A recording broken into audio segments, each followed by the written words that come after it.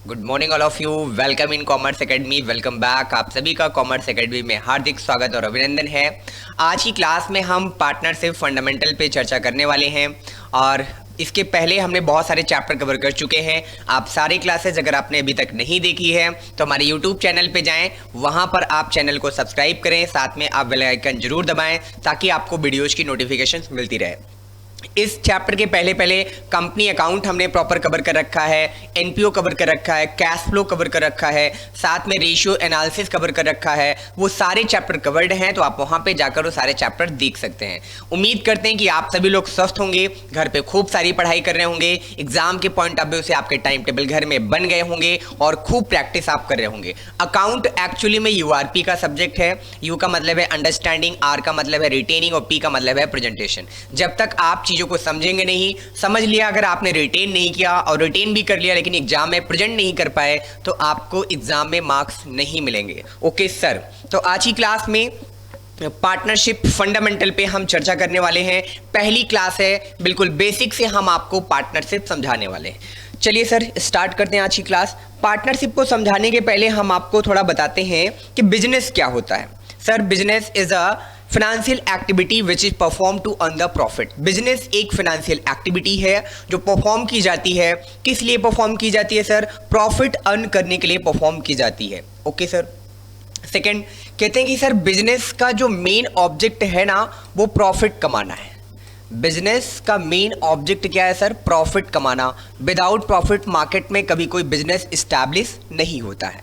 फिर अगर हम बिजनेस के टाइप्स की बात करें तो बिजनेस हमारे पास दो तरीके का होगा।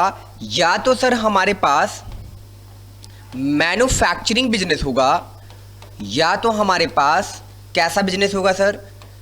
मैन्युफैक्चरिंग बिजनेस होगा, या तो सर हमारे पास सर्विस प्रोवाइडर बिजनेस होगा। कैसा बिजनेस होगा? Service provider business. ठीक है सर। कहते हैं सर दोनों बिजनेस में डिफरेंस क्या है?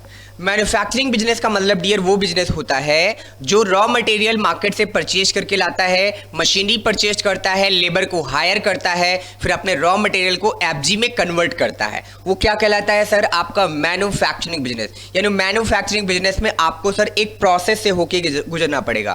क्या होगा सर आपके पास वो प्रोसेस ये होगा डियर कि सबसे पहले आपको मार्केट से रॉ मटेरियल लाना पड़ेगा। उस रॉ मटेरियल को लेबर की हेल्प से आपको इंट्रोड्यूस कराना पड़ेगा। किस में इंट्रोड्यूस कराना पड़ेगा सर? मशीन में। मशीन में इंट्रोड्यूस कराने के बाद उस रॉ मटेरियल का क्या होगा सर? प्रोसेस होगा, और प्रोसेस होने के बाद आपके पास क्या निकलेगा सर? एफजी यानी फिनिश्ड गुड्स निकलेगा। उसी फिनिश्ड गुड्स को, उसी फिनिश्ड प्रोडक्ट को मार्केट में हम लोग क्या करेंगे?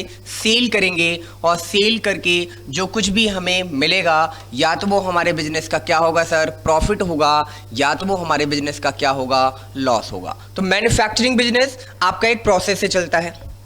सर्विस प्रोवाइडिंग बिजनेस में क्या होगा सर? हम अपने कस्टमर को डायरेक्टली एक सर्विस देंगे और सर्विस के बदले में हम प्रॉफिट अर्न करेंगे। तो सर इसका मतलब ये हुआ कि बिजनेस एक फाइनेंशियल एक्टिविटी है जिसका मेन पर्पज प्रॉफिट कमाना है। दो तरीके के बिजनेस हमें मार्केट में मिल सकते हैं, या तो मैन्युफैक्चरिंग बिजनेस होगा सर, या तो सर्विस प्रोवाइडिंग बिजनेस होगा। No problem. ठीक है सर। अब हम बात करते हैं बिजनेस के डिवीजन की। कहते हैं सर साइज ऑफ बिजनेस के बेस पे अगर हम बिजनेस को डिवाइड करें तो पहला बिजनेस जो हमारा है वो है सोल ट्रेड बिजनेस। सेकंड हमारा जो है सोल ट्रेड, पहला है सोल ट्रेड बिजनेस, दूसरा है हमारा पार्टनरशिप बिजनेस, पार्टनरशिप बिजनेस, और थर्ड हमारा है joint stock company, joint stock company. कहते हैं सर साइज के बेस पे जब हम बिजनेस का डिवीजन करते हैं तो बिजनेस हमारे तीन टाइप के हो जाते हैं। पहला है सोल ट्रेड बिजनेस, दूसरा है पार्टनरशिप बिजनेस, तीसरा है हमारे पास ज्वाइंट स्टॉक कंपनी। हम लोग सर किस पे चर्चा करने वाले हैं? हम लोग चर्चा करने वाले हैं पार्टनरशिप पे। लेकिन थोड़ा सा बेसिक हम आपको बता रहे हैं ताकि आपके माइंड में चैप्टर क्लियर हो जाए, इसका बेस आपके माइंड में बन जाए, तो चैप्टर की प्रैक्टिकल अप्रोच आपको बहुत अच्छे से समझ में आएगी। ओके सर, पार्टनरशिप जो होता है, पहले सोल ट्रेड बिजनेस की बात करते हैं। सर, सोल ट्रेड बिजनेस का मतलब वो बिजनेस होता है जिसमें एक सिंगल पर्सन अकेले ही बिजनेस को परफॉर्म करता है, बिजनेस को ऑपरेट करता है और बिजनेस में होने वाले सभी प्रॉफिट, सभी लॉस को वो अकेले अपने घर ले जाता है। तो कौन सा बिजनेस कहलाता है सर? सोल ट्रेड बिजनेस कहलाता है। ये तो अच्छाई हो गई कि सर अकेले आपको बिजनेस में रहना है, अकेले आपको प्रॉफिट कमाना है, सारे डिसीजन आपको अकेले लेने हैं और आप अपने हिसाब से बिजनेस को ऑपरेट कर सकते हैं, अपने आइडियाज को इंप्लीमेंट कर सकते हैं। लेकिन सर, सोल ट्रेड बिजनेस में कुछ कमियां थी जिसकी वजह से पार्टनरशिप आया। क्या कमियां थी सोल ट्रेड बिजनेस में? सर, साइज ऑफ बिजनेस जो होता है ना, वो बहुत स्मॉल होता है। यानी सोल ट्रेड बिजनेस कभी बहुत बड़ा नहीं होगा। सोल ट्रेड बिजनेस की कैपिटल बहुत स्मॉल होती है, जिसकी वजह से सोल ट्रेड बिजनेस का प्रॉफिट बहुत कम होता है। साथ में सोल ट्रेड बिजनेस में जो लाइबिलिटी होती है सर, वो अनलिमिटेड होती है। अनलिमिटेड लाइबिलिटी का मतलब क्या है सर? अनलिमिटेड लाइबिलिटी का मतलब पूरी लाइबिलिटी प्रोप्राइटर को ही बियर करनी है और अकेले बियर करनी है, उसकी लाइबिलिटी को कोई भी पार्टिसिपेट नहीं करने वाला है। इन सारी डिमेरिट्स को दूर करने के लिए हमारे पास क्या आया? Partnership business. पार्टनरशिप का मतलब क्या है सर? जिसमें मिनिमम 2 पर्सन काम करेंगे। मैक्सिमम कितने होंगे सर? अगर आप बैंकिंग बिजनेस करते हैं तो 20, बैंकिंग बिजनेस के अदर देन अगर आप कोई बिजनेस करते हैं तो वहां पर आपको जो मैक्सिमम पार्टनर मिलेंगे, वो मैक्सिमम पार्टनर आपको कितने मिलेंगे सर? 50 मिलेंगे।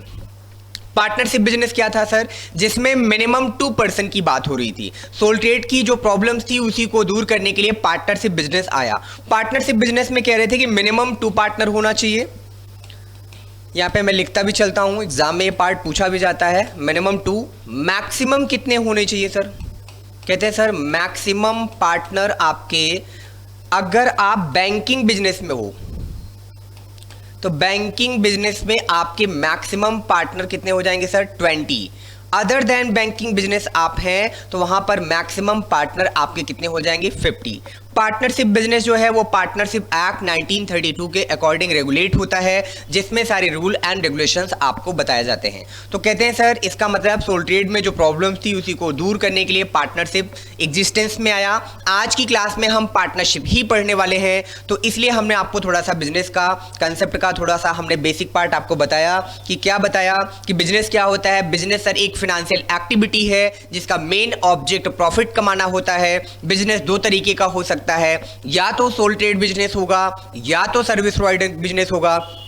उसके बाद हमने कहा साइज ऑफ बिजनेस के बेस पर, अगर साइज के बेस पर बिजनेस का डिवीजन करें तो हमें 3 वैरायटी के बिजनेस मिलेंगे। सोल ट्रेड बिजनेस मिलेंगे, पार्टनरशिप बिजनेस मिलेगा और आपका क्या मिलेगा? Joint stock company. Class 12th में अगर मैं बात करूं, CACPT की बात करूं, साथ में CBSE ISC यूपी का जो सिलेबस है या अदर स्टेट बोर्ड का जो सिलेबस है, वहां पर क्लास 12th में आपको पार्टनरशिप, साथ में आपको कंपनी अकाउंट, ये 2 पार्ट आपको 12th में पढ़ने को मिलेंगे। सोल ट्रेड जो बिजनेस है उसकी सारी डिटेलिंग क्लास 11th के बेसिक में पढ़ा दी जाती है। जब आप CPT CSCM में फाउंडेशन का सिलेबस पढ़ोगे तो वहां पर आप देखेंगे ये सारी चीजें आपको एक साथ पढ़ने को मिलेंगी। सोल ट्रेड बिजनेस की भी अकाउंटिंग आपको सिखाई जाएगी, पार्टनरशिप बिजनेस की भी अकाउंटिंग आपको सिखाई जाएगी, साथ में ज्वाइंट स्टॉक कंपनी की भी अकाउंटिंग आपको सीखने को मिलेगी। हम लोग किस पे आज चर्चा करने वाले हैं सर? पार्टनरशिप पे चर्चा करने वाले हैं। तो चलिए आज की क्लास में हम शुरू करते हैं अबाउट द पार्टनरशिप। तो as per partnership act, partnership का मतलब क्या होता है उसके बारे में थोड़ी सी बात आपको बता देते हैं। डिफिनेशन क्या होता है वो आपको बता देते हैं।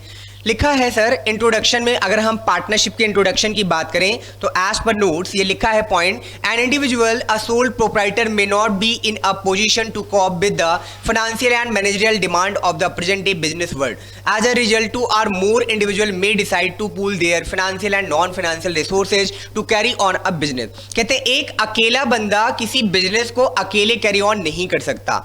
आज की डेट में बिजनेस की डिमांड कुछ ऐसी बढ़ गई है सर कि वहां अकेला बंदा बिजनेस को अकेले नहीं चला सकता, चाहे वो फाइनेंशियल नीड हो चाहे वो नॉन फाइनेंशियल नीड हो, उसके लिए अकेले बंदे को बिजनेस को रन करा पाना आज की डेट में पॉसिबल नहीं है। तो इसलिए मिनिमम 2 पर्सन्स मिलकर अपनी बेसिक रिक्वायरमेंट को कंप्लीट करते हुए financial non financial complete financial और नॉन फिनेंशियल नीड को कंप्लीट करने के लिए एक प्लेटफॉर्म पे आकर जब वो मिलकर साथ में काम करते हैं तो सर उसी को हम पार्टनरशिप बिजनेस कहते हैं। पार्टनरशिप बिजनेस की बेसिक रिक्वायरमेंट ये है, मिनिमम 2 पार्टनर होना चाहिए। मैक्सिमम तो मैंने आपसे बताया कि अगर आप बैंकिंग बिजनेस में है तो मैक्सिमम पार्टनर 20 होंगे, अदर देन बैंकिंग बिजनेस में है डियर तो मैक्सिमम पार्टनर आपके 50 होंगे। एमसीक्यू में ये क्वेश्चन थोड़ा फेवरेट हो जाता है तो प्लीज आप इसका रिवीजन करते चलिए। चलिए डायरेक्टली हम चलते हैं इनके डेफिनेशन पे। थोड़ी सी हम थ्योरेटिकल बात इसलिए कर रहे हैं, आप सभी से एग्जाम में क्वेश्चंस यहां से पूछे जाते हैं। आज प्रैक्टिकल एस्पेक्ट भी आप देखेंगे, बेसिक बातें भी देखेंगे, तो प्लीज आप इन चीजों को ध्यान से सुनते चलें और आप भी रिवीजन करते चलें। As per section 4 of the partnership act, partnership is a relation between the person who have agreed to share the profit of business carried on by all or any one of them acting for all. तो partnership act section 4 आपकी partnership की definition बताता है। क्या कहता है कि sir partnership जो है ना, partnership is a relation. Partnership क्या है सर? एक रिलेशन है बिटवीन, किसके बीच में? बिटवीन पर्सन्स, लोगों के बीच का एक रिलेशन है पार्टनरशिप। हु हैव एग्रीड, जो सहमत हुए हैं, जो एग्री हुए हैं, किस बात के लिए एग्री हुए हैं? To share. टू शेयर का मतलब सर प्रॉफिट को शेयर करने का मतलब यहां पे है पार्टिसिपेट, कंट्रीब्यूशन। कहते हैं share the profit of a business, जो किसी बिजनेस के प्रॉफिट को शेयर करने के लिए एग्री हुए हैं। जो बिजनेस कैरिड ऑन, जो बिजनेस चलाया जाता है, carried on by all or any one of them acting for all. कहते हैं सर हो सकता है कि पार्टनरशिप बिजनेस सभी पार्टनर के द्वारा मिलकर चलाया जा रहा हो या उसमें से किसी एक पार्टनर के द्वारा चलाया जा रहा हो, बट उस बिजनेस से आने वाले प्रॉफिट को पार्टनर्स के शेयर के फॉर्म में डिस्ट्रीब्यूट किया जाएगा। जिस पार्टनर का बिजनेस में जितना शेयर होगा उतना शेयर उस पार्टनर को दिया जाएगा। तो इसका मतलब पार्टनरशिप एक रिलेशन है।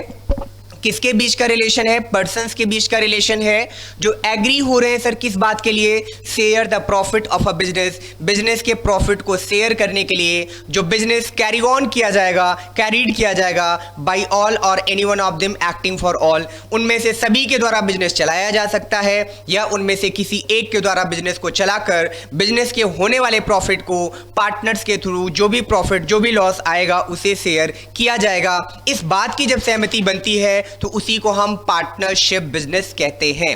तो सेक्शन 4 की डियर ये डेफिनेशन आप याद रखेंगे क्योंकि एमसीक्यू में बेसिक में यहां से क्वेश्चन आप सभी से पूछे जा रहे हैं। जितने भी कॉम्पिटिटिव एग्जाम है, टीचिंग एग्जाम है, टीजीटी है, पीजीटी है, यूजीसी नेट है, केबीएस है, साथ में आपका सीए सीपीटी सीएससीएम में फाउंडेशन है, बीकॉम बीबीए बीकॉम ऑनर्स है, हर जगह पर आपको एमसीक्यू में ये क्वेश्चंस पूछे जाएंगे। तो प्लीज फंडामेंटल का ये पार्ट आप कवर करते चलें। Okay sir, feature of partnership में आ जाते हैं। सर पार्टनरशिप के क्या क्या फीचर हैं? पहला है कि सर पार्टनर के बीच में एक एग्रीमेंट होना बहुत जरूरी है। पार्टनर्स के बीच में जब तक एग्रीमेंट नहीं होगा तब तक पार्टनरशिप एग्जिस्ट नहीं करेगी। पॉइंट नंबर 2 कहते हैं कि उनके बीच में सर एक बिजनेस होना मस्ट है। केवल एग्रीमेंट से काम नहीं चलेगा, वो पार्टनर किसी एक बिजनेस के लिए साथ में मिलकर काम कर रहे होंगे, तो बिजनेस होना भी जरूरी है पार्टनरशिप के लिए। Point number 3 share of profit, कहते हैं प्रॉफिट का शेयर होना भी जरूरी है पार्टनरशिप में। तो थर्ड आपको करेक्टरिस्टिक मिला। फोर्थ में मिला म्यूचुअल एजेंसी। ये क्या होती है सर? म्यूचुअल एजेंसी यही तो नहीं मिल पाती है क्योंकि यही तो डिस्प्यूट का सबसे बड़ा रीजन है। म्यूचुअल एजेंसी का मतलब क्या है? It means that the business is to be carried on by all or any one of them acting for all. Thus if the person carrying on the business act not only for the himself but for others also, so that they stand in the position of principals and agent, they are partners। कहते हैं कि sir यहां पर जो partner काम करेगा ना, वो केवल अपने लिए काम नहीं करेगा, वो पूरे फर्म के लिए काम करेगा, पूरे बिजनेस के लिए काम करेगा। यहां पर as a agent, as a owner work नहीं होता है। यहां पर पार्टनर्स, यहां पर जितने भी हमारे मेंबर होंगे वो as a partner, as a owner काम करेंगे। अच्छा जी सर, चलिए बात कर लेते हैं आगे की। मिनिमम नंबर ऑफ पार्टनर, तो कहते हैं सर मिनिमम पार्टनर आपके 2 होने चाहिए पार्टनरशिप में, क्योंकि अकेला बंदा होगा तो सोल ट्रेड चलाएगा। तो पार्टनरशिप की बेसिक रिक्वायरमेंट ये हुई कि मिनिमम कम से कम 2 पार्टनर आपके फर्म में होने चाहिए। ओके सर, मैक्सिमम पार्टनर में कहते हैं कि sir as per the section of 464 of the company act 2013 no association or partnership consisting for more than 100 number of person as may be prescribed shall be formed for the purpose of carrying on a business। Dear ये change हो चुका है, इसको मैंने यहाँ पर update नहीं किया है, आप जरूर अपडेट कर लेंगे। मैक्सिमम पार्टनर आपके 100 नहीं है, मैक्सिमम पार्टनर यहाँ पर आपके कितने होंगे 50 होंगे, इसका आप ध्यान रखेंगे। मिनिमम पार्टनर आपके यहाँ पर 20 होंगे। मैक्सिमम पार्टनर ये अदर देन फाइनेंशियल बिजनेस की बात हो रही है। अगर आप बैंकिंग बिजनेस में पार्टनरशिप कर रहे हैं तो पार्टनरशिप एक्ट 1932 कहता है कि मैक्सिमम पार्टनर आपके बिजनेस में 20 हो सकते हैं। बट अगर आप बैंकिंग के अलावा कोई पार्टनरशिप बिजनेस कर रहे हैं तो वहां पर मैक्सिमम पार्टनर आपके 50 हो सकते हैं। तो ये पॉइंट थोड़ा सा इंपॉर्टेंट है, इसका आप ध्यान रखेंगे। इसमें अगर आपको डाउट आएगा तो एमसीक्यू के क्वेश्चंस आप सभी के गलत होंगे। चलिए नेक्स्ट पॉइंट पे चलते हैं, पार्टनरशिप की बेसिक बातें कर लेते हैं। अब अगला कंसेप्ट है हमारा LLP. Sir what is the LLP? LLP का मतलब है limited liability partnership. Limited liability partnership act 2018 को हम एलएलपी कहते हैं। इसके बारे में आपको बहुत सारी बातें बताई गई है, मैं आज आपको ज़्यादा नहीं बताने वाला हूं क्योंकि आपके कोर्स में ज़्यादा कुछ एलएलपी के बारे में नहीं है। बस लिखा है section of 2 of the limited liability partnership act 2008। ये बात मैं आपको बता दूं कि अगर आपकी बिजनेस एलएलपी है, पार्टनरशिप हम अगर आपकी एलएलपी लिमिटेड लायबिलिटी पार्टनरशिप है तो उस केस में वहां पार्टनरशिप एक्ट 1932 काम नहीं करेगा, वहां पर आपका LLP act limited liability partnership act 2008 काम करेगा। और एलएलपी का बिजनेस क्या होता है इसके बारे में आप सीखिए हमारे साथ। तो कहा गया है यहां पर limited liability partnership as a partnership form and registered under this act and limited liability partnership agreement means any written agreement between the partner of the limited liability partnership or between the limited liability partnership and its partner which determine the mutual right and duty of the partner and their right and duties in relation to the limited liability partnership। Sir ये क्या बातें आप पढ़कर सुना रहे हैं, ये हम लोगों को कुछ भी समझ में नहीं आ रही है। तो लिमिटेड लायबिलिटी पार्टनरशिप आप मेरे साथ अभी थोड़ी देर में खूब डिटेल में देखने वाले हैं, तो आपका सारा डाउट हम लिमिटेड लायबिलिटी पार्टनरशिप में खत्म करेंगे। चलिए शुरुआत करते हैं लीगल प्रोसीडिंग के साथ। कहते हैं सर अभी हमारा कंसेप्ट आता है partnership deed. What is the partnership deed? कहते हैं सर जब पार्टनरशिप फॉर्म बन जाती है ना तो पार्टनर्स के बीच में क्या रूल्स होंगे, क्या कंडीशंस होंगे, उन कंडीशन को जब हम रिटन फॉर्म में लिखते हैं तो उसी को पार्टनरशिप डीड कहा जाता है। कभी कभी ऐसा होता है कि हम अपने दोस्तों के साथ अपना बिजनेस शुरू कर देते हैं। कौन से दोस्त? वही सर जो बचपन के प्यारे से दोस्त हमारे होते हैं, स्कूल फ्रेंड होते हैं, या हमें कहीं बिजनेस के किसी जॉब के प्लेटफॉर्म पे मिलते हैं तो हम लोग मिलकर अपने बिजनेस को स्टार्ट करने का प्लान कर लेते हैं। अनप्रोफेशनल तरीका देखिए क्या होता है, जब हम लोग कहते हैं कि टर्म एंड कंडीशंस लिख ली जाए क्या, तो एक दूसरा वाला फ्रेंड कहता है क्या आपको मेरे पे भरोसा नहीं है, क्या हम दोनों में इतनी प्रॉब्लम है कि हम एक दूसरे पे ट्रस्ट नहीं कर सकते। ये बिल्कुल अनप्रोफेशनल तरीका है। क्यों? क्योंकि कल जब बिजनेस में प्रॉफिट बढ़ेगा तो विचार बदलेंगे, आइडियाज चेंज होंगे, डिस्प्यूट अराइज होगा। इसलिए आपके जितने भी टर्म एंड कंडीशंस हैं वो रिटन फॉर्म में होने चाहिए। जब तक आप उनको रिटन फॉर्म में नहीं करेंगे तब तक कोर्ट भी आपके लिए किसी प्रकार का कोई जजमेंट नहीं सुनाएगा। कोर्ट कहता है आप दोनों पार्टनर के बीच में क्या एग्रीमेंट हुआ, क्या एग्रीमेंट नहीं हुआ, जब तक इसका रिटन फॉर्म नहीं होगा तब तक हम आपकी बात कोर्ट में नहीं सुनेंगे। तो लीगल डॉक्यूमेंट क्या है? पार्टनरशिप डीड है सर।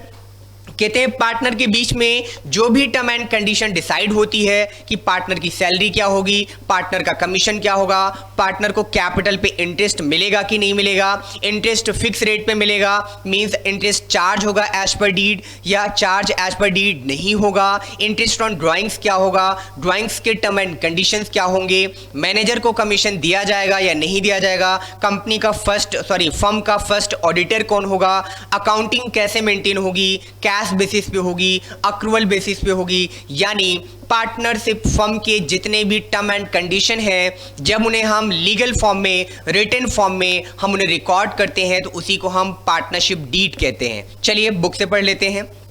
लिखा है sir partnership is the outcome of an agreement. कहते हैं सर पार्टनरशिप का जन्म एग्रीमेंट के थ्रू होता है। It is essential that there must be some term and condition agreed upon by all partner.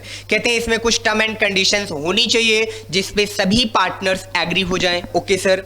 Such term and condition may be either oral or written. कहते हैं ये term and condition may be oral हो सकती है, may be written हो सकती है।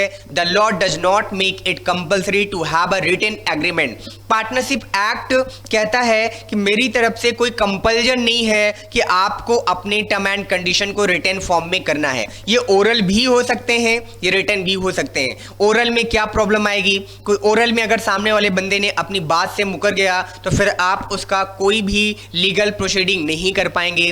Court कभी आपके पक्ष में जजमेंट नहीं देगा जब तक आपके पास रिटन फॉर्म में लीगल डॉक्यूमेंट नहीं होगा। तो आपका मन है तो आप पार्टनरशिप डीड बनाएं, आपका मन नहीं है तो आप पार्टनरशिप डीड ना बनाएं। बट पार्टनरशिप डीड बनाने के फायदे ज्यादा हैं। आपका बिजनेस थोड़ा प्रोफेशनल हो जाएगा, डिस्प्यूट के केस में सेटलमेंट में आपको प्रॉब्लम नहीं आएगी। अच्छा जी सर, चलिए देखते हैं कि पार्टनरशिप डीड में क्या क्या चीजें रिकॉर्ड होती है। Point number 1, name of the firm and the partner. कहते हैं सर पार्टनरशिप डीड में सबसे पहले लिखा जाता है फर्म का नाम और साथ में पार्टनर्स का नाम। Point number 2, commencement and duration of the business, कि हमारा बिजनेस स्टार्ट कब हुआ, बिजनेस की ड्यूरेशन क्या है, इसके बारे में भी डीड में मेंशन होता है। Point number 3, amount of capital to be contributed by each partner. कहते हैं कि किस पार्टनर ने फर्म में कितनी कैपिटल लगाई, उसके बारे में डिटेल यहां पे लिखा मिलेगा।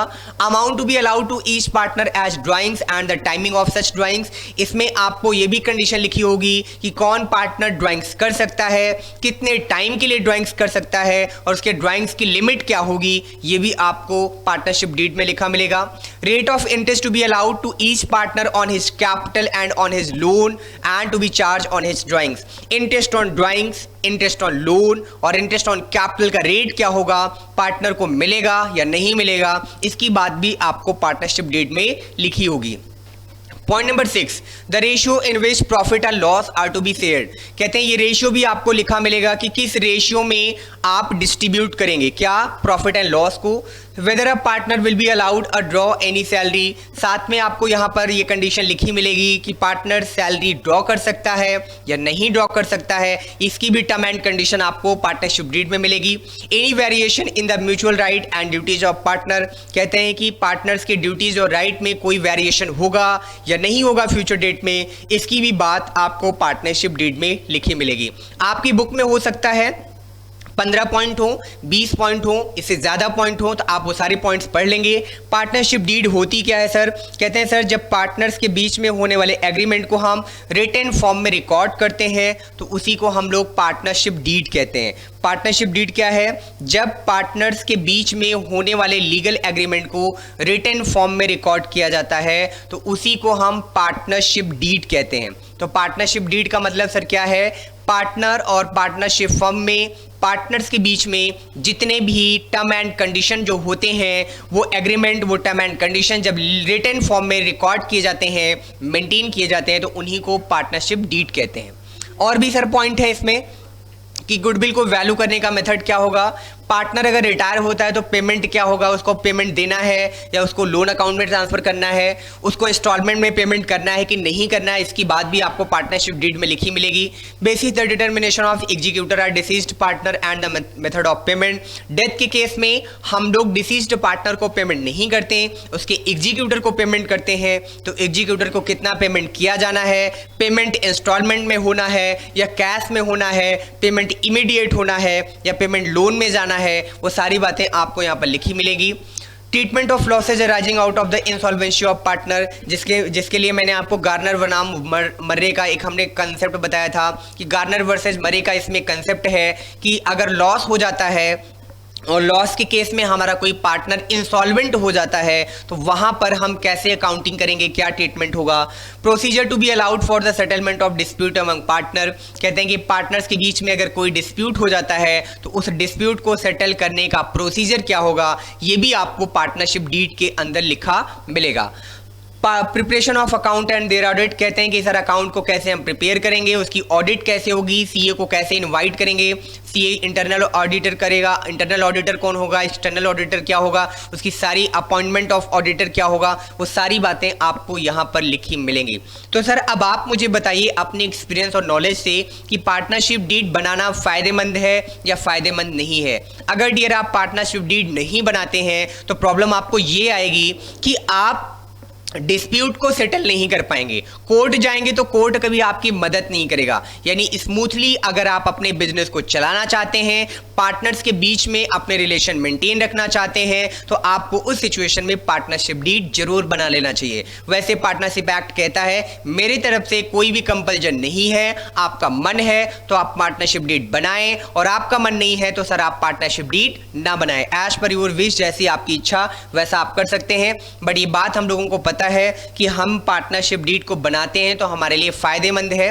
आगे की बात कहते हैं, registration of the firm is not compulsory but non registration restricted the partners are the firm from taking any legal action. Often there is a no written partnership deed, or if there is one it may be silent on a particular point.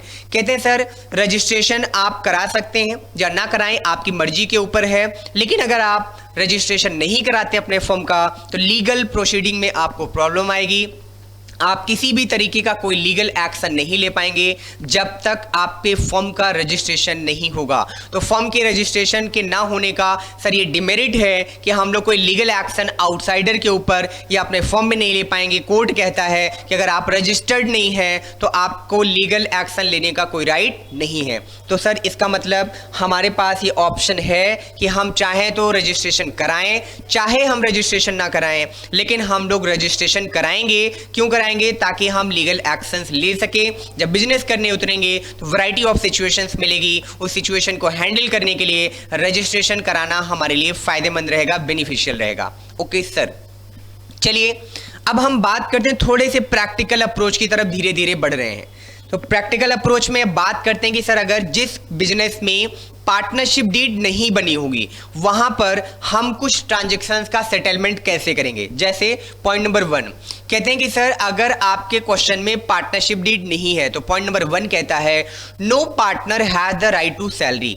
कहते हैं कि sir अगर आपके question में partnership deed नहीं है तो practical question के पॉइंट ऑफ व्यू से बोला जाता है when partnership deed is silent. कहते हैं अगर आपके पास पार्टनरशिप डीड नहीं है, पार्टनरशिप डीड आपकी साइलेंट है, तो सर उस केस में आपको पार्टनर्स को सैलरी लेने का कोई राइट नहीं है। यानी अकाउंट ऑफ बुक्स में, बुक्स ऑफ अकाउंट में हम पार्टनर की सैलरी को रिकॉर्ड नहीं करेंगे। Okay sir, point number 1। Point number 2, ये पॉइंट कितना इंपॉर्टेंट है, जितना मैं कह दूं उतना कम है। यानी ये पॉइंट आपके लिए बहुत ज़्यादा इंपॉर्टेंट है। ये पॉइंट प्रैक्टिकल क्वेश्चन में पूरे पार्टनरशिप में, अभी आप फंडामेंटल मेरे साथ पढ़ोगे, फिर आप चेंज इन पीएसआर का चैप्टर पढ़ोगे, फिर पार्टनरशिप एडमिशन पढ़ोगे, फिर आप रिटायरमेंट पढ़ोगे, फिर आप डेथ का चैप्टर पढ़ोगे, फिर आप डिसोल्यूशन ऑफ पार्टनरशिप फॉर्म पढ़ोगे। तो ये जो पार्टनरशिप की सीरीज है उस पूरी सीरीज में ये आपको 5 पॉइंट बहुत काम आने वाले हैं। तो ये 5 पॉइंट आप बिल्कुल कंठस्थ कर लें, लर्न कर लें, पढ़ लें, रिवाइज करते रहें ताकि प्रैक्टिकल क्वेश्चन करते समय आपको कोई प्रॉब्लम ना आए। सर पहला पॉइंट क्या बताया आपने? तो डियर हमने आपको पहला पॉइंट बताया कि अगर आपके क्वेश्चन में पार्टनरशिप डीड नहीं दी है या आपके क्वेश्चन में पार्टनर्स को सैलरी देने की कोई इंफॉर्मेशन नहीं है, जिसे हम बोलते हैं rules in the absence of partnership deed, यानी पार्टनरशिप डीड अगर अब्सेंस हो, एग्जिस्ट ना कर रही हो, तो वहां पर पार्टनर को सैलरी लेने का कोई राइट नहीं है। Point number 2, no interest is to be allowed on capital. कहते हैं सर जब आपकी पार्टनरशिप डीड साइलेंट होगी या अब्सेंस इन पार्टनरशिप डीड की सिचुएशन में कैपिटल पे पार्टनर्स को कभी भी इंटरेस्ट पे नहीं किया जाएगा। जब तक आपसे पार्टनरशिप डीड पार्टनर्स को उनकी कैपिटल पे इंटरेस्ट पे करने की इंफॉर्मेशन ना दे, तब तक आप पार्टनर को उनकी कैपिटल पे इंटरेस्ट पेमेंट की ना तो अकाउंटिंग करेंगे, ना तो उसकी कोई जनरल एंट्री पास करेंगे। अच्छा जी sir. Point number 3, no interest is to be charge on drawings. कहते हैं सर जैसे आप कैपिटल पे इंटरेस्ट नहीं दे सकते वैसे ही पार्टनर की ड्राइंग्स पे इंटरेस्ट लेने का राइट नहीं है। कब तक? जब तक आपके पार्टनरशिप डीड में इंटरेस्ट ऑन ड्राइंग्स की इंफॉर्मेशन ना दी गई हो। यानी in absence of partnership deed अगर आपके क्वेश्चन में पार्टनर्स के ड्राइंग्स पे इंटरेस्ट का रेट नहीं दिया गया है या ड्राइंग्स की इंफॉर्मेशन नहीं है, तो उस केस में हम इंटरेस्ट ऑन ड्राइंग्स की कोई भी एंट्री पास नहीं करेंगे। Okay sir. पॉइंट नंबर 4, कहते हैं सर अगर आपको क्वेश्चन में पार्टनर का लोन दिया हो या किसी आउटसाइडर का लोन दिया हो बट आपको रेट ऑफ इंटरेस्ट क्वेश्चन में मेंशन ना हो, तो आप वहां पर उस लोन पर जो रेट ऑफ इंटरेस्ट अप्लाई करेंगे, क्या रेट अप्लाई करेंगे? 6% पर एनम। चाहे वो एडमिशन हो, रिटायरमेंट हो, हमने कहा पूरे पार्टनरशिप में ये रूल आपका कॉमन है। पॉइंट नंबर 4 में आपको रिवाइज करा देता हूं। अगर आपके क्वेश्चन में पार्टनर का लोन या किसी आउटसाइडर का लोन आपको क्वेश्चन में दिया है बट आपको रेट ऑफ इंटरेस्ट क्वेश्चन में नहीं दिया है, तो उस केस में जो रेट ऑफ इंटरेस्ट लिया जाएगा सर, कितना परसेंट लेंगे? 6% पर एनम की रेट से हम लोन पर इंटरेस्ट चार्ज करेंगे। सर आप कह रहे थे कि आईओसी पे रेट नहीं दिया होगा तो नहीं लगाएंगे, ड्राइंग्स पे रेट नहीं दिया होगा तो आईओडी नहीं कैलकुलेट करेंगे, बट आप कह रहे हो कि लोन पर इंटरेस्ट जाएगा। हाँ जी, लोन पर हर हाल में इंटरेस्ट का पेमेंट किया जाता है क्योंकि लोन का पेमेंट आउटसाइडर को देना है। तो अगर लोन आपको क्वेश्चन में मेंशन है बट आपको रेट ऑफ इंटरेस्ट क्वेश्चन में नहीं दिया गया है, तो पार्टनरशिप एक्ट 1932 कहता है कि वहां पर लोन पर इंटरेस्ट 6% पर एनम की रेट से निकाला जाएगा।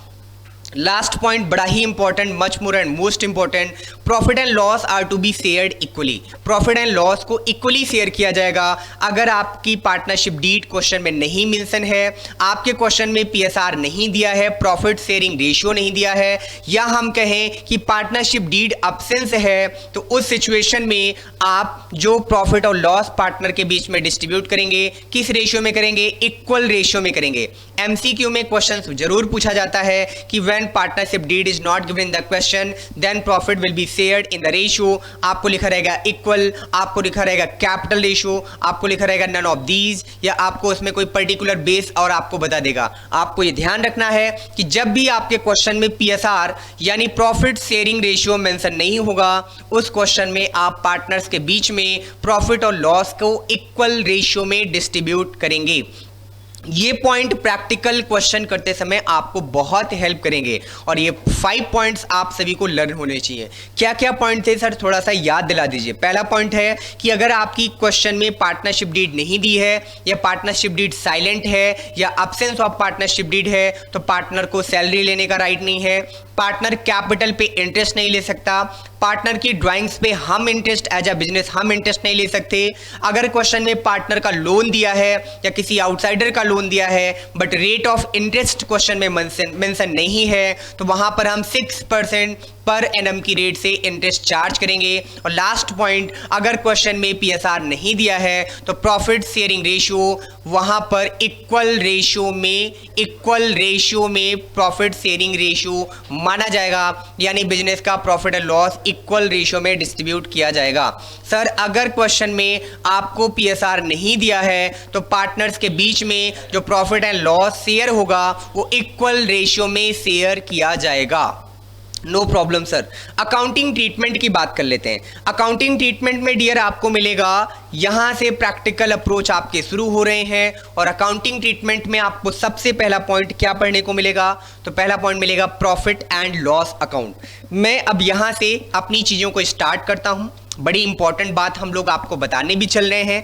प्रैक्टिकल अप्रोच आपके चैप्टर का शुरू होने चल रहा है, तो प्लीज यहां से आप चीजों को थोड़ा सा ध्यान रखेंगे। सर पार्टनरशिप, जब हम पार्टनरशिप फंडामेंटल में अकाउंटिंग कर रहे होंगे तो अकाउंटिंग में सर हमारी सबसे पहली जो अकाउंट बनेगी कौन सी बनेगी? Profit and loss account. दूसरा क्या बनेगा? Profit and loss appropriation account. तीसरा क्या बनेगा? Partners capital account. मैं आपको वापस रिपीट करता हूं, जब पार्टनरशिप फंडामेंटल की हम अकाउंटिंग स्टार्ट करेंगे तो अकाउंटिंग में सबसे पहला अकाउंट हम क्या बनाएंगे? Profit and loss account. दूसरा क्या बनाएंगे sir? Profit and loss appropriation account. और तीसरा क्या बनाएंगे? Partners capital account. और साथ में हम लोगों के ये छोटे छोटे पॉइंट्स भी पढ़ने को मिलेंगे। कौन कौन से? Concept of interest on capital, concept of interest on drawings और कंसेप्ट ऑफ पास्ट एडजस्टमेंट, साथ में गारंटी प्रॉफिट। तो इसका मतलब ये है सर पार्टनरशिप का जो फंडामेंटल का चैप्टर है वहां पर टोटल इतने पार्ट हम लोग कवर करने वाले हैं। पहला पार्ट क्या है सर? उसमें पहला पार्ट है हमारा प्रॉफिट एंड लॉस अकाउंट, दूसरा है profit and loss appropriation account, तीसरा है पार्टनर्स कैपिटल अकाउंट, फिर पार्टनर्स कैपिटल अकाउंट के साथ concept of IOC, concept of IOD, past adjustment और साथ में गारंटी प्रॉफिट। इतने पार्ट हम लोग फंडामेंटल के चैप्टर में कवर करने वाले हैं। सुनेंगे फिर से ध्यान से टॉपिक को। क्या सुनना है सर? हमने आपसे ये कहा कि जब आप फंडामेंटल की अकाउंटिंग करेंगे, जहां से प्रैक्टिकल अप्रोच शुरू हो रहा है, तो सबसे पहला अकाउंट आपको क्या बनाना पड़ेगा? Profit and loss account. दूसरा क्या बनाना पड़ेगा? Profit and loss appropriation account. तीसरा क्या बनाना पड़ेगा? Partners capital account. और साथ में छोटे छोटे concept of IOC, concept of IOD, past adjustment और गारंटी प्रॉफिट, इतने टॉपिक्स आपको इस चैप्टर में पढ़ने हैं। सबसे पहला अकाउंट कौन सा है? Profit and loss account. चलिए प्रॉफिट एंड लॉस अकाउंट के बारे में हम आपको बताते हैं। हमने आज की क्लास में सबसे पहली बात आपसे यही कही। क्या बोला हमने आपसे? कि सर बिजनेस जो होता है ना, वो एक फाइनेंशियल एक्टिविटी है जिसका ऑब्जेक्ट क्या होता है सर? प्रॉफिट कमाना होता है। तो किसी भी बिजनेस का प्रॉफिट हुआ या नहीं हुआ, इस ये पता कैसे चलेगा सर? सर उसके लिए हमें बिजनेस की अकाउंटिंग करनी पड़ेगी। कौन सी अकाउंटिंग करनी पड़ेगी सर? सर उसके लिए हम लोगों को या जनरल एंट्री करनी पड़ेगी, लेजर अकाउंट बनाने पड़ेंगे, ट्रायल बैलेंस बनाना पड़ेगा, साथ में बनाना पड़ेगा फाइनेंशियल स्टेटमेंट। फाइनेंशियल स्टेटमेंट में दो पार्ट में हमारे फाइनेंशियल स्टेटमेंट होते हैं, trading and profit and loss account. दूसरा क्या होता है सर? दूसरा होता है balance sheet. Trading and profit and loss account हमें हमारे बिजनेस का नेट प्रॉफिट या नेट लॉस बताएगा, और अगर बैलेंस शीट की बात करें तो वो हमारे बिजनेस की फाइनेंशियल सिचुएशन या फाइनेंशियल पोजीशन के बारे में बताएगा। सर हमने आपसे ये बात बताई कि जब आप बिजनेस की बात कर रहे होंगे तो आपके पास जो बिजनेस होगा वो बिजनेस कितने पार्ट में हो सकता है सर? सर आपके बिजनेस का जो ऑब्जेक्ट प्रॉफिट कमाना है वो दो तरीके का बिजनेस आपको मार्केट में मिलेगा, या आपको मैन्युफैक्चरिंग बिजनेस होगा या आप सर्विस प्रोवाइडिंग बिजनेस होंगे। और साइज ऑफ बिजनेस के बेस पे अगर हम बिजनेस का डिवीजन करें तो या आप तो सोल ट्रेड बिजनेस होंगे, या आप पार्टनरशिप बिजनेस होंगे, या तो आप जॉइंट स्टॉक कंपनी होंगे। हैं तो आप बिजनेस ही, चाहे आप किसी भी कैटेगरी में हो। फिर से मैं रिपीट कर रहा हूं, मेरी बात को ध्यान से सुने, इंपॉर्टेंट बात मैं आपको बता रहा हूं। अगर आप फोकस नहीं करेंगे तो फिर आपको प्रॉब्लम आएगी। मैंने डियर आपसे ये कहा कि मार्केट में जो बिजनेस होता है उसका ऑब्जेक्ट प्रॉफिट कमाना होता है। बिजनेस का ऑब्जेक्ट प्रॉफिट कमाना है, और मार्केट में आपको जो बिजनेस मिलने वाले हैं वो बिजनेस कितने मिलने वाले हैं सर? ये मैंने लिखा यहां पर बिजनेस। मैंने आपसे कहा कि बिजनेस आपका प्रॉफिट कमाने के लिए स्टैब्लिश किया जाता है। दो तरीके के बिजनेस आपको मिल सकते हैं, या तो आप मैन्युफैक्चरिंग बिजनेस करोगे, या तो सर आप कैसा बिजनेस करोगे, या तो आप सर करोगे service providing business. Service providing business आप करोगे। अच्छा जी सर, चाहे आप मैन्युफैक्चरिंग बिजनेस करो, चाहे आप सर्विस प्रोवाइडर बिजनेस के रूप में काम करो, आपका ऑब्जेक्ट क्या अर्न करना होगा सर? प्रॉफिट अर्न करना होगा, क्योंकि बिजनेस की ही कैटेगरी है। या तो हम रॉ मटेरियल मार्केट से लाकर उसको एफजी में कन्वर्ट करके सेल करके प्रॉफिट कमाएंगे, या तो हम as a lawyer, as a teacher, as a CA, as a doctor हम अपनी सर्विस देंगे अपने कस्टमर को, और बदले में हम प्रॉफिट यानी इनकम कमाएंगे। कहते हैं सर साइज के बेस पे अगर हम बिजनेस का डिवीजन करें तो तीन तरीके का बिजनेस होता है। या तो आप सोल ट्रेड बिजनेस करोगे, या तो आप कैसा बिजनेस करोगे सर? पार्टनरशिप बिजनेस करोगे, या तो आप कैसा बिजनेस करोगे? ज्वाइंट स्टॉक कंपनी यानी एज अ कंपनी काम करोगे। आप इन तीनों में से किसी भी कैटेगरी में कवर हो रहे हो। जब आप इनका डिटेल पढ़ेंगे तो आपको पता चलेगा। मैंने बताया भी कि सोल ट्रेड क्या है, पार्टनरशिप क्या है, ज्वाइंट स्टॉक कंपनी क्या है। आप किसी भी कैटेगरी के बिजनेस आप रन करा रहे हो, बट आपका ऑब्जेक्ट, मेन ऑब्जेक्ट क्या है सर? प्रॉफिट कमाना। प्रॉफिट कैसे पता चलेगा सर? जब हम बिजनेस की अकाउंटिंग करेंगे। और अकाउंटिंग में क्या है प्रोसीजर हमारा? जनरल एंट्री से हमारी यात्रा शुरू होगी और हमारी जर्नी जाकर खत्म होगी फाइनेंशियल स्टेटमेंट पे। जब हम फाइनेंशियल स्टेटमेंट बनाएंगे, ये देख लीजिए अकाउंटिंग क्या होती है। क्लास 11th में आप लोगों ने पढ़ाई है सर। सबसे पहली बुक जो बनती है उसको हम बोलते हैं जनरल एंट्री। जनरल एंट्री के बाद हम लोग क्या बनाते हैं? यही कुछ हम आपको ना एक्स्ट्रा पढ़ाने के चक्कर में क्लासेज को थोड़ा बड़ा कर देते हैं, बस इसलिए कि आपको बातें ज़्यादा से ज़्यादा समझ में आ जाएं। सर सबसे पहली जो एंट्री होती है, जो सबसे पहले हम लोग प्राइमरी बुक में रिकॉर्ड करते हैं उसे हम जनरल एंट्री, या तो हम सब्सिडरी बुक।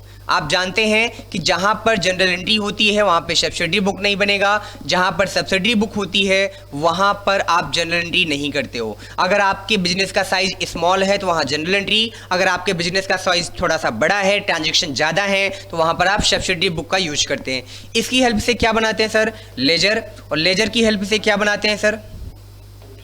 सर इसकी हेल्प से बनाते हैं हम लोग ट्रायल बैलेंस। ट्रायल बैलेंस की हेल्प से क्या बनाते हैं sir? Financial statement. Financial statement बनाते हैं। फाइनेंशियल स्टेटमेंट जब सर हम लोग बनाते हैं तो हमारे फाइनेंशियल स्टेटमेंट के दो पार्ट हो जाते हैं। कौन कौन से सर? एक तो सर हो जाता है trading and profit and loss account. क्या होता है? Trading and profit and loss account. और दूसरा क्या होता है सर? Balance sheet. कहते हैं कि सर आप चाहे जैसे भी बिजनेस हो, चाहे आपके बिजनेस का नेचर मैन्युफैक्चरिंग हो, चाहे आपको सर्विस प्रोवाइडिंग, आपको इसी अकाउंटिंग प्रोसीजर से गुजरना पड़ेगा। चाहे सर आप सोल ट्रेड बिजनेस हो, चाहे आप पार्टनरशिप बिजनेस हो, चाहे आप जॉइंट स्टॉक कंपनी हो, आपको इसी प्रोसीजर से गुजरना पड़ेगा अगर आपको अपने बिजनेस का प्रॉफिट फाइंड आउट करना है। प्रॉफिट को फाइंड आउट करने के लिए सर क्या करना पड़ेगा? सर आपको जनरल एंट्री या सब्सिडरी बुक बनानी पड़ेगी, उसकी हेल्प से आपको लेजर बनाना पड़ेगा, लेजर की हेल्प से आपको क्या बनाना पड़ेगा सर? ट्रायल बैलेंस बनाना पड़ेगा, ट्रायल बैलेंस की हेल्प से क्या बनाना पड़ेगा? फाइनेंशियल स्टेटमेंट, जिसमें नेट प्रॉफिट नेट लॉस आपको पता चलेगा। वही तो ऑब्जेक्ट है, क्योंकि हमने बिजनेस ही मार्केट में किस लिए एस्टेब्लिश किया है? प्रॉफिट अर्न करने के लिए। तो जब तक ये अकाउंट नहीं बनाएंगे तब तक हमारे बिजनेस का प्रॉफिट या लॉस का पता नहीं चलेगा। अच्छा जी सर, इसीलिए मैंने आपसे क्या कहा, अभी जब हम आपको पार्ट पढ़ा रहे थे अकाउंटिंग में, तो हमने कहा सबसे पहला पार्टनरशिप को भी सबसे पहला अकाउंट क्या बनाना पड़ेगा? प्रॉफिट एंड लॉस अकाउंट, जो उसके बिजनेस का क्या बताने वाला है sir? Net profit net loss. सबसे अच्छी बात बता दें आपको? हाँ सर, जल्दी से बता दीजिए। सबसे अच्छी बात डियर ये है कि क्लास 12th में जब आप पार्टनरशिप का क्वेश्चन सॉल्व कर रहे होंगे तो आपको क्वेश्चन में नेट प्रॉफिट या नेट लॉस का बैलेंस ऑलरेडी क्वेश्चन में दिया होगा।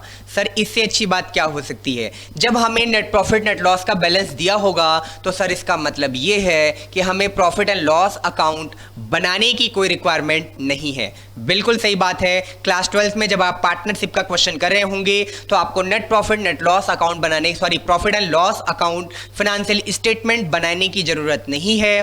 क्यों जरूरत नहीं है? Because the balance of profit and loss account already given in your question. जब आपको क्वेश्चन में बैलेंस गिवन होगा तो आपको अलग से अकाउंट बनाने की जरूरत नहीं है। फिर भी थोड़ा सा ओवरव्यू पीएल का दे देते हैं, क्योंकि उसकी जरूरत पड़ती है फंडामेंटल के क्वेश्चन में, इसलिए थोड़ा हम आपको बता देते हैं। लेकर चलते हैं इतिहास के पन्नों में, जो क्लास 11th में आप पढ़कर आए हैं। सर अगर आप 12th की बात पूछे ना, एक हफ्ते पढ़ाई हुई बात को आप दोबारा पूछेंगे तो धूल मिट्टी जम जाती है, हम लोग भूल जाते हैं, क्योंकि हम लोग इतना रिवीजन करते ही नहीं है, पढ़ते ही नहीं है। आप तो क्लास 11th की बात कर रहे हैं। क्लास 11th में डियर आपने ये पढ़ा कि प्रॉफिट एंड लॉस अकाउंट में हम क्या रिकॉर्ड करते हैं? बिजनेस के रेवेन्यू नेचर के एक्सपेंसेज, और रेवेन्यू नेचर में ही भी दो एक्सपेंसेज होते हैं। चलिए सर याद दिला ही दीजिए, जब आप यहां तक आ गए हैं तो थोड़ा सा और आगे चलिए। बिजनेस की जो एक्सपेंसेज है ना डियर, एक्सपेंसेज की जगह मैं अगर एक्सपेंडिचर बोलूं तो ज़्यादा अच्छा रहेगा। जो एक्सपेंडिचर है वो दो तरीके के होते हैं। एक तो कैसा होता है सर? कैपिटल नेचर होता है, और एक सर आपका होता है revenue nature. Capital nature expenses कौन होता है सर? कैपिटल नेचर एक्सपेंसेज होता है जो आप रेगुलर नहीं करते हो, जिसे आप कभी कभी एक्सपेंडिचर जो करते हैं उसी को कैपिटल नेचर कहते हैं। Land, building, plant, machinery, furniture आपने अपने बिजनेस के लिए परचेज किया, वो आपके लिए कैपिटल नेचर है। लेकिन जो डेली बेस पे आप अपने बिजनेस में खर्च करते हो उसे आप रेवेन्यू एक्सपेंसेज कहते हो। रेवेन्यू एक्सपेंसेज में भी दो पार्ट है सर आपके। कौन कौन से? रेवेन्यू एक्सपेंसेज का अगर आप डिवीजन करोगे तो एक आपको मिलता है डायरेक्ट और एक मिलता है आपको इनडायरेक्ट। सर जो डायरेक्ट एक्सपेंसेज होता था उसको हम लोग दिखाते थे ट्रेडिंग अकाउंट में, और जो इनडायरेक्ट होता था उसको हम दिखाते थे प्रॉफिट एंड लॉस अकाउंट में। वैसे तो जब आप फाइनेंशियल स्टेटमेंट पढ़ोगे कहीं पर भी ट्रेडिंग और पीएल को अलग अलग नहीं पढ़ाया गया है। केवल आप अपनी फैसिलिटी के लिए क्या करते हो कि ट्रेडिंग को अलग से पढ़ते हो, डायरेक्ट खर्चे को आप ट्रेडिंग अकाउंट में दिखाकर ग्रॉस प्रॉफिट ग्रॉस लॉस निकाल लेते हो, और फिर उसी बैलेंस को ट्रांसफर करके फिर आप क्या बना लेते हो? प्रॉफिट एंड लॉस अकाउंट बना लेते हो। कौन सा अकाउंट बना लेते हो? प्रॉफिट एंड लॉस अकाउंट, जो आपके बिजनेस का क्या बताता है? नेट प्रॉफिट या नेट लॉस बताता है। यानी सर हम ट्रेडिंग और पीएल दो पार्ट में फाइनेंशियल स्टेटमेंट को डिवाइड कर लेते हैं फैसिलिटी के पर्पज से, बट बुक में कहीं ऐसा डिवीजन कराया नहीं गया है। कंपनी एक्ट या पार्टनरशिप एक्ट कहीं ऐसा नहीं कहती है ट्रेडिंग अलग बनाओ, फाइनेंशियल स्टेटमेंट अलग बनाओ। वैसे जब आप क्वेश्चन करते हैं क्लास 11th में तो आप ये भी देखते हैं कि बहुत सारे क्वेश्चंस में आपको एक ही में मर्ज करके बनाना पड़ता है। मैं आपको केवल इस चीज पे फोकस कराना चाहता हूं कि सर फाइनेंशियल स्टेटमेंट में कैसा एक्सपेंडिचर जाता है? Revenue nature.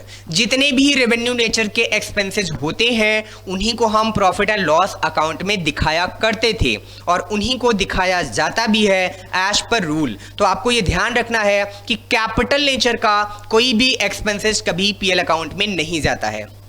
सर ये बात आप क्यों बता रहे हैं? क्योंकि आपने तो कहा बैलेंस दिया होगा, जब क्वेश्चन में हमें बैलेंस दिया होगा तो हमें ये अकाउंट बनाने की ज़रूरत नहीं। जब सर हमें ज़रूरत नहीं तो सर ये ज्ञान हमारे किस काम का? क्योंकि हम तो उतना ही ज्ञान नहीं लेते हैं जो हमें ज़रूरत में है, आप ज़रूरत से ज़्यादा हमें ज्ञान बता रहे हैं। तो हाँ जी, इसलिए आपको मैं ये बात बता रहा हूँ क्योंकि क्वेश्चन में नेट प्रॉफिट नेट लॉस का बैलेंस तो आपको दिया होगा, साथ में कभी कभी क्वेश्चन में आपको पीएल के कुछ और ट्रांजैक्शन के नाम बता देगा। कौन से? जैसे आपसे कहेगा rent of the business, electricity payment, interest payment, कहेगा कुछ ऐसे एक्सपेंडिचर हैं जिनको अभी तक हमने रिकॉर्ड नहीं किया है। रिकॉर्ड किए बगैर आपको नेट प्रॉफिट नेट लॉस बता देगा। इसका मतलब ये है कि सर वो प्रॉफिट लॉस हमारा करेक्ट नहीं है। तो अगर आपको ऐसा कोई एक्सपेंडिचर रेवेन्यू नेचर का पीएल एप्रो बनाते समय पार्टनरशिप के चैप्टर में मिल जाए तो उस रेवेन्यू एक्सपेंडिचर को अपने नेट प्रॉफिट से आप क्या कर दोगे? माइनस। और अगर कोई आपके रेवेन्यू नेचर की इनकम मिल जाए तो इनकम को आप क्या करोगे? प्लस। मैं यहां पे लिख देता हूं, रेवेन्यू एक्सपेंसेस आपको मिलता है तो उसे आप क्या कर दोगे? नेट प्रॉफिट से माइनस। और रेवेन्यू इनकम अगर आपको कोई मिल जाती है तो रेवेन्यू इनकम को आप क्या कर दोगे सर? प्लस। कहां से प्लस करोगे? नेट प्रॉफिट में। या तो दोबारा पीएल बना लो या तो आप डायरेक्टली, इसका शॉर्टकट ट्रीटमेंट ये है कि नेट प्रॉफिट के बैलेंस के साथ अगर आपको पीएल का कोई आइटम मिल जाए या कोई भी रेवेन्यू एक्सपेंसेस मिल जाए तो आप उसे क्या करें? अपने नेट प्रॉफिट से माइनस कर दें और इनकम को नेट प्रॉफिट में प्लस कर दें। उसके बाद का जो नेट प्रॉफिट आएगा वो आपका एक्यूरेट नेट प्रॉफिट हो जाएगा। तो शॉर्टकट तरीके से आप ऐसे भी कर सकते हैं और अगर आप कंप्लीट प्रोसीजर फॉलो करना चाहते हैं तो आप पीएल अकाउंट अलग से बना भी सकते हैं। एग्जाम में आपके पास इतना टाइम नहीं होगा कि आप दोबारा पीएल अकाउंट बनाएं, तो आपके लिए बेस्ट ऑप्शन क्या है कि अगर कोई रेवेन्यू इनकम मिलती है तो नेट प्रॉफिट में सर प्लस कर लेंगे और कोई रेवेन्यू एक्सपेंडिचर मिलता है तो उसे हम लोग क्या करेंगे सर? माइनस कर देंगे। कहां से? नेट प्रॉफिट से। इसलिए मैं आपको थोड़ी सी कहानी बता रहा था, क्लास 11th के इतिहास के पन्नों को पलट रहा था ताकि आपको ये बात समझ आए कि रेवेन्यू एक्सपेंसेस क्या होता है, क्यों इसे प्लस करेंगे, क्यों हम इसे माइनस करेंगे। ये भी बता देते हैं कि रेवेन्यू एक्सपेंसेस को माइनस क्यों कर रहे हैं, क्योंकि ये पीएल अकाउंट के डेबिट में रिकॉर्ड होता था। डेबिट में रिकॉर्ड होने का मतलब चीज़ों को माइनस करना। तो जो चीज़ें डेबिट में रिकॉर्ड होती हैं उनको हम माइनस करते हैं, जो क्रेडिट में रिकॉर्ड होती उनको हम लोग प्लस करते हैं। अगला टॉपिक है सर हमारा profit and loss appropriation account. कौन सा अकाउंट है? Profit and loss appropriation account. बड़ा ही इंपॉर्टेंट, यहीं से शुरू होती है आपके क्लास 12 के पार्टनरशिप की अकाउंटिंग। आपसे क्वेश्चन में profit and loss appropriation account बनवाया जाता है, आपसे पूछा भी जाता है। तो आज की क्लास यहीं तक रहेगी। कल की क्लास में हम लोग प्रॉफिट एंड लॉस एप्रोप्रिएशन देखने वाले हैं, तो बने रहें हमारे साथ। कल की क्लास आप जरूर देखें ताकि प्रॉफिट एंड लॉस एप्रोप्रिएशन का कंसेप्ट, फंडामेंटल की अकाउंटिंग आप सभी की अच्छे से क्लियर हो जाए। अगर आप सभी को मेरी क्लासेज अच्छी लग रही हैं तो आप हमारा यूट्यूब चैनल जरूर सब्सक्राइब करें, साथ में बेल आइकन जरूर दबाएं ताकि आपको वीडियोज की नोटिफिकेशन टाइम टू टाइम मिलती रहे। साथ में आप मेरा कॉमर्स एकेडमी का ऐप गूगल प्ले स्टोर से जरूर डाउनलोड कर लें। तो आज की क्लासेस यहीं तक, रिवीजन करेंगे, प्रैक्टिस करेंगे, कल मिलेंगे और कल की क्लास में हम बड़ा ही important topic profit and loss appropriation discuss करने वाले हैं। तो कल की क्लास देखना बिल्कुल भी ना भूलें। कल की क्लास में प्रॉफिट एंड लॉस एप्रोप्रिएशन जो पार्टनरशिप का फंडामेंटल का बड़ा ही मोस्ट इंपॉर्टेंट पार्ट है, तो कल की क्लास में मेरे साथ बने रहें और पीएल एप्रो हम लोग कल की क्लास में कवर करने वाले हैं। तो आज की क्लास यहीं तक। Thank you so much.